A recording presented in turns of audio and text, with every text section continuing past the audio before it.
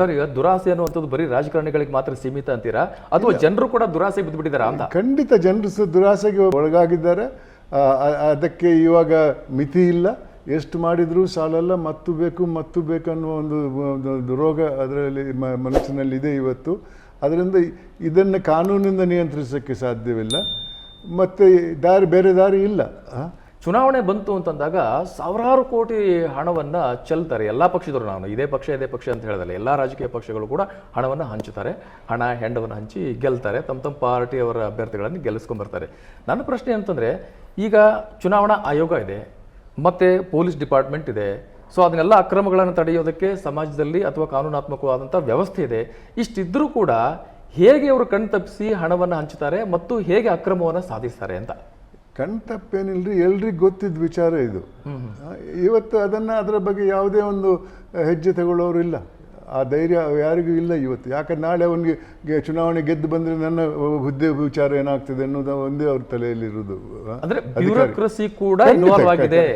ಅವರ ಇನ್ವಾಲ್ವ್ಮೆಂಟ್ ಇಲ್ಲದೆ ಯಾವ ಹಗರಣಗಳು ನಡೆಯೋಕ್ಕೆ ಸಾಧ್ಯವೇ ಇಲ್ಲ.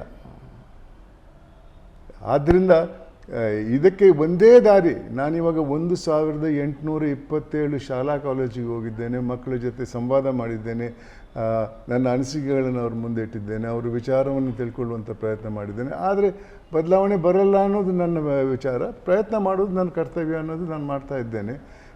ಖಂಡಿತ ಬೇರೆ ದಾರಿ ಇಲ್ಲ. ಒಂದು ಸಾಮಾಜಿಕ ಭಾವನೆಯಲ್ಲಿ ಬದಲಾವಣೆ ಬರಬೇಕು. ತಪ್ಪು ಮಾಡಿದ್ದವರನ್ನು ದೂರ ಇಡುವಂಥ ಪ್ರಯತ್ನ ಆಗಬೇಕು. ಆವಾಗ ಖಂಡಿತವಾಗಿಯೂ ಈ ಒಂದು ದುರಾಸೆಯ ರೋಗವನ್ನು ಅದಕ್ಕೆ ಒಂದು ನಿಯಂತ್ರಿಸಬಹುದು ಅನ್ನೋದು ನನ್ನ ವಿಚಾರ. ಬೇರೆ ದಾರಿ ಇಲ್ಲ. ತಾವು ಭ್ರಷ್ಟಾಚಾರದ ವಿರುದ್ಧ ಧ್ವನಿ ಎತ್ತಿದಂಥವ್ರು, ಹೋರಾಟವನ್ನು ಮಾಡಿದಂಥವ್ರು. ದಶಕದ ಹಿಂದೆ ಕೂಡ ನಾನು ನಿಮ್ಮನ್ನು ಗಮನಿಸ್ಕೊಂಡು ಬಂದಿದ್ದೀನಿ. ರಾಮಲೀಲಾ ಮೈದಾನದಲ್ಲಿ ಅಣ್ಣಾ ಹಜಾರೆ ಅವ್ರ ಜೊತೆ, ಕಿರಣ್ ಬೇಡಿ ಅವ್ರ ಜೊತೆ ನೀವು ಎಲ್ಲ ಸೇರಿ ಒಂದು ಹೋರಾಟವನ್ನು ಮಾಡಿ ಇಡೀ ದೇಶಾದ್ಯಂತ ಒಂದು ಚಳವಳಿಯನ್ನು ಮಾಡಿದಂಥವ್ರು, ಧ್ವನಿ ಎತ್ತಿದಂಥವ್ರು. ಸೊ ಅವತ್ತಿನ ನಿಮ್ಮ ಆ ಹೋರಾಟದ ಕಿಚ್ಚಿನ ಕಿಡಿಯಾಗಿ ಹೊರಬಂದಂಥವರಲ್ಲಿ ಕೆಲವರು ಒಳ್ಳೊಳ್ಳೆ ಹುದ್ದೆಗಳನ್ನು ಪಡ್ಕೊಂಡಿದ್ದಾರೆ. ಅದರಲ್ಲಿ ಅರವಿಂದ್ ಕೇಜ್ರಿವಾಲ್ ಅವರು ಕೂಡ ಮುಂದಿನ ದಿನಗಳಲ್ಲಿ ಅವರು ದೆಹಲಿ ಮುಖ್ಯಮಂತ್ರಿ ಆಗಿ, ಕೊನೆಗೆ ವಿಪರ್ಯಾಸ ಏನು ಅಂದರೆ, ನಿಮ್ಮ ಜೊತೆ ಇದ್ದಂಥ ಒಬ್ಬ ವ್ಯಕ್ತಿ ಇವತ್ತು ಜೈಲಲ್ಲಿ ಹೋಗುವಂಗಾಯ್ತು. ಇದನ್ನೆಲ್ಲ ನೋಡಿದ ನಿಮ್ಗೆ ಏನು ಅನ್ಸುತ್ತೆ? ಯಾಕಂದ್ರೆ ನೀವು ಅವ್ರ ಜೊತೆ ಹೋರಾಟ ಮಾಡಿದಂಥವ್ರು. ಖಂಡಿತ ಭಾಳ ಬೇಸರ ಆಗ್ತದೆ. ಯಾಕೆಂದರೆ ಭ್ರಷ್ಟಾಚಾರದ ವಿರುದ್ಧ ಹೋರಾಟ ಮಾಡಿದಂಥ ವ್ಯಕ್ತಿಗಳೇ ಅಧಿಕಾರಕ್ಕೆ ಬಂದ ನಂತರ ಏನು ಮಾಡಿದ್ದಾರೆ ಅಂತ ಇವಾಗ ಊರವ್ರಿಗೆಲ್ಲ ಗೊತ್ತಿದೆ. ಇವತ್ತು ಜೈಲಲ್ಲಿದ್ದಾರೆ. ಇದರಿಂದ ಏನು ತೋರಿಸ್ಕೊಡ್ತಾ ಇದೆ? ಹಣ ಅಂದರೆ ಜನರು ಎಲ್ಲ ಮೌಲ್ಯಗಳನ್ನು ಬದುಕಿಟ್ಬಿಟ್ಟು ಶ್ರೀಮಂತನಾಗಬೇಕು ಅನ್ನೋ ಒಂದೇ ಕಾರಣಕ್ಕಾಗಿ ಇವತ್ತು ರಾಜಕೀಯಕ್ಕೆ ಬರ್ತಾ ಇದ್ದಾರೆ. IAS ಅಧಿಕಾರಿಗಳು, ನ್ಯಾಯಾಧೀಶರುಗಳು ರಾಜೀನಾಮೆ ಕೊಟ್ಟು ಚುನಾವಣೆಗೆ ನಿಲ್ತಾರೆ. ಯಾಕೆ? ಜನತಾ ಸೇವೆಗಲ್ಲ. ಖಂಡಿತವಾಗಿ ಜನತಾ ಸೇವೆಗಲ್ಲ. ಜನತಾ ಸೇವೆ ಹೊರಗಿದ್ದು ಕೂಡ ಮಾಡ್ಬೋದು. ಚುನಾವಣೆಯಲ್ಲಿ ನಿಂತು ಚುನಾಯಿತ ಪ್ರತಿನಿಧಿ ಆಗಬೇಕಂತ ಏನಿಲ್ಲ. ಆದರೆ ಅಲ್ಲಿ ಇವತ್ತು ನನ್ನ ಅನಿಸಿಕೆಯಲ್ಲಿ ಹೋಗುವವರು ಬರೀ ಹಣ ಮಾಡೋಕ್ಕೆ ಮಾತ್ರ ಹೋಗ್ತಾ ಇದ್ದಾರೆ. ಅಲ್ಲಿ ಭಾಳಷ್ಟು ದಾರಿಗಳಿವೆ ಹಣ ಮಾಡೋಕ್ಕೆ. ಸರ್, ನಾನು 2010-11 ಸುಮಾರಿಗೆ ನಾನು ಬರ್ತೇನೆ. ಅಲ್ಲಿಗೆ ಹೋಗೋಣ ಸ್ವಲ್ಪ. ಅಷ್ಟು ತುಂಬ ಹಿಂದಕ್ಕೆ ಹೋಗೋದು ಬೇಡ. ನೀವು ಕೊಟ್ಟಿರುವಂಥ ಒಂದು ರಿಪೋರ್ಟ್ ಇದೆಯಲ್ಲ, ಅದು ಗಣಿ ಅಕ್ರಮದ ಕುರಿತಾದಂಥ ಒಂದು ರಿಪೋರ್ಟು, ಐತಿಹಾಸಿಕ ರಿಪೋರ್ಟು. ಅವತ್ತು ರಾಜಕೀಯ ಅಲ್ಲೋಲ ಕಲ್ಲೋಲಕ್ಕೆ ಕಾರಣವಾಯಿತು. ಸೊ ತದನಂತರದ ದಿನಗಳಲ್ಲಿ ಅಂದರೆ ಒಬ್ಬ ಹಾಲಿ ಮುಖ್ಯಮಂತ್ರಿ ಆದವ್ರನ್ನು ಕೂಡ ನಾವು ಪ್ರಶ್ನಿಸಬಹುದು ಅಥವಾ ಕಾನೂನಿನ ಮುಂದೆ ಯಾರೂ ದೊಡ್ಡವರಲ್ಲ ಅನ್ನುವಂಥದ್ದು ಕೂಡ ಸಾಬೀತಾಗೋಯ್ತು. ಅದೆಲ್ಲ ನೀವು ನೋಡಿದ್ದೀವಿ. ನನ್ನ ಪ್ರಶ್ನೆ ಏನು ಅಂತಂದರೆ, ನೀವು ಮೂಲತಃ ಮೃದು ಸ್ವಭಾವದಂಥವ್ರು. ಸೊ ಹೀಗಾಗಿ ಸಂತೋಷ್ ಹೆಗಡೆ ಅವರು ಏನು ಮಾಡಬಲ್ಲರು ಅನ್ನುವಂಥದ್ದಾಗಿತ್ತು. ಯಾವಾಗ ನೀವು ಗಣಿ ಅಕ್ರಮದ ಒಂದು ರಿಪೋರ್ಟ್ ಕೊಟ್ರಿ ನೋಡಿ, ಅದು ಬೂದಿ ಮುಚ್ಚಿದ ಕೆಂಡ ಅನ್ನೋದನ್ನು ತಾವು ತೋರಿಸ್ಕೊಟ್ರಿ. ಸೊ ಅದನ್ನು ಸ್ವಲ್ಪ ಹೇಗೆ ವಿವರಿಸ್ತೀರಾ? ನೋಡಿ, 2000ದಿಂದ 2010ರವರೆಗೆ, ಅದಕ್ಕಿಂತ ಮೊದಲು ನಡೀತಾ ಇತ್ತು. ಇದು ನನ್ನ ಕಾಲದ, ನಾನು ವಿಚಾರಣೆ ಮಾಡಿದಂಥ ಕಾಲದ ಅವಧಿ. ಸರಕಾರಕ್ಕೆ 1 ಮೆಟ್ರಿಕ್ ಟನ್ ಅದರಿಗೆ ಬರುವ ರಾಜಧನ 27 ರೂಪಾಯಿ. ಅದೇ 1 ಮೆಟ್ರಿಕ್ ಟನ್ನನ್ನು ಅಂದು 7,000ದಿಂದ 7,500ರವರೆಗೆ ಮಾರ್ತಾಯಿದ್ರು ಗಣಿಗಾರಿಕೆ ಮಾಡುವವರು. ಏನು ಅರ್ಥ ಇದ್ರದ್ದು? ಸರ್ಕಾರಕ್ಕೆ ಗೊತ್ತಿರಲಿಲ್ವೇ ಇದಕ್ಕೆ 27 ರೂಪಾಯಿ ಅಂದರೆ ಅಲ್ಲಿ 7,500ಕ್ಕೆ ಮಾರ್ತಾರೆ 1 ಮೆಟ್ರಿಕ್ ಟನ್ನು.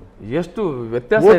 ಕೋಟಿ ಮೆಟ್ರಿಕ್ ಟನ್ನನ್ನು ಮೈನಿಂಗ್ ಮಾಡಿದ್ದಾರೆ, ರಫ್ತು ಮಾಡಿದ್ದಾರೆ. ಎಷ್ಟು ಹಣ ಹೋಯಿತು ನೋಡಿ.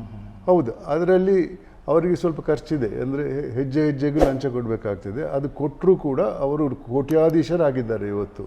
ಅದೇ ಇದು ಬಹಳ ದೊಡ್ಡ ಹಗರಣ.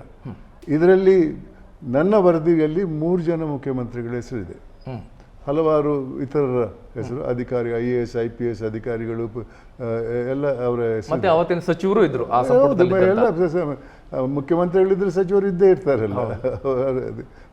ಈ ಹಿನ್ನೆಲೆಯಲ್ಲಿ ಎಷ್ಟೊಂದು ಸಾವಿರ ಸಾವಿರ ಕೋಟಿ ಕೋಟಿ ಕೋಟಿ ಕೋಟಿ ರೂಪಾಯಿ ಹೋಗಿರಬೇಕು ಸರ್ಕಾರಕ್ಕೆ ಅಂತ ಸ್ವಲ್ಪ ಯೋಚನೆ ಮಾಡಿ. ಒಂದು ದಿವಸ ಲೋಕಾಯುಕ್ತ ಅಧಿಕಾರಿಗಳು 90 ಲಾರಿಯನ್ನು ಅಂಕೋಲದ ಹತ್ರ ಸೀಸ್ ಮಾಡ್ತಾರೆ.